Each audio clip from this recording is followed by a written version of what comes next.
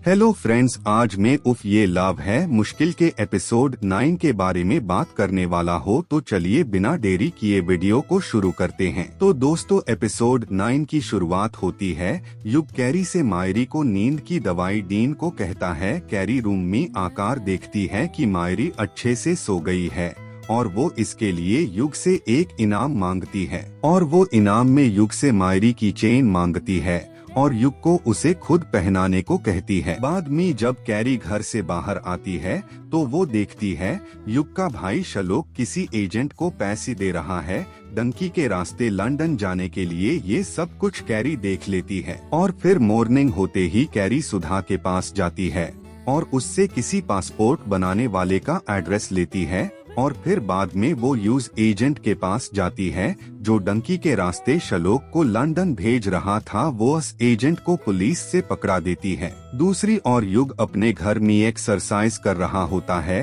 और वहाँ समय आता है युग उसे बताता है कि उसे साल रिपीट करने की कोई जरूरत नहीं है और युग शलोक को हेडफोन गिफ्ट करता है, लेकिन शलोक बताता है कि उसका फोन खराब हो चुका है। तो युग कहता है वो शलोक के लिए नया फोन लेकर आएगा और युग मार्केट चला जाता है। अगले सीन में जहां कैरी होती है वहां उसके पापा ढोल बजाते हुए कैरी के पास आते हैं और कैरी से बिस्किट और उनके बच्चों का पता पूछते हैं, लेकिन कैरी उनको धक्का मारकर वहां से भाग जाती है और युग कैरी को भागते हुए देखता है और वो कैरी के पापा को जाकर पकड़ लेता है। लेकिन कैरी के पापा युग को कहते हैं युग सिन्हा। तो दिल्ली में युग उनसे पूछता है तू मुझे कैसे जानता है, लेकिन वो रंग उड़ाकर वहां से भाग जाते हैं। दोस्तों, ये भी एक सस्पेंस है कि कैरी के पापा युग को कैसे जानते हैं। इसके बारे में मैं टॉप सीक्रेट के पार्ट 2 में बात करूंगा। और दोस्तों, एपिसोड 9 का रिव्यू यही एंड होता है